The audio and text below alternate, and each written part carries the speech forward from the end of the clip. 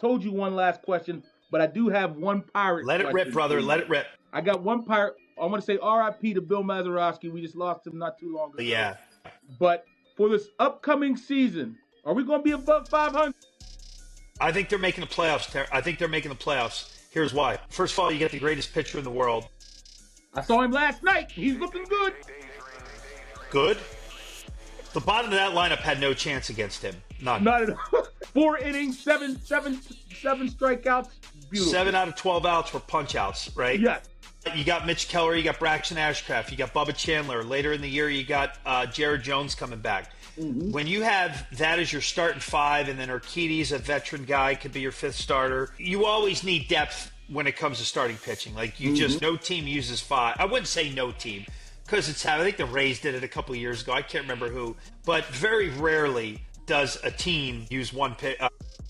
Their starting 5 on opening day ain't going to be their starting 5 at the end of game 162. Like, it just doesn't happen, right? You're going to need injuries, fatigue, scheduling, something happens. Double headers, all that stuff, right? So it happens. You know, weather delays, all that stuff wreaks havoc. You know, postponements, all that comes into play throughout the course of a season. And then they added a couple bats, man. I don't know that you don't need Aaron Judge in this lineup. You know, Spencer Horwitz is a legit first baseman. Ryan O'Hearn can go yard. Brandon Lau's a good hitter.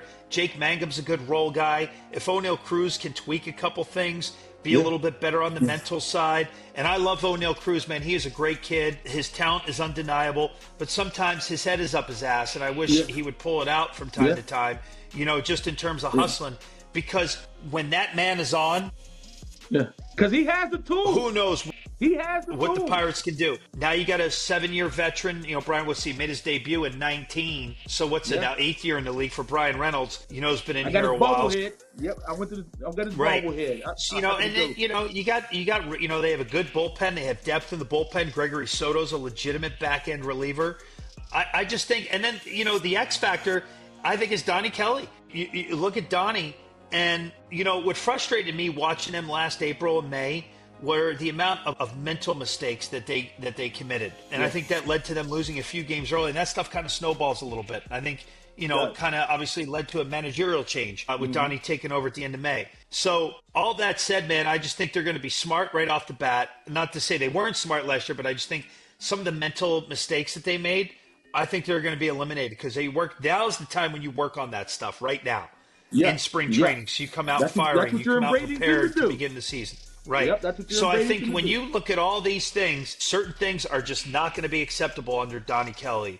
I'm not saying they were acceptable previously. I'm not saying anything about Derek Shelton. I'm just saying, like, I just think they're going to play sharper baseball from day one. And I think when you're starting with that guy, when you got number 30 on the mound at Citi Field on March 27th, you got to like your chances in 2026 if you're a Pirates fan.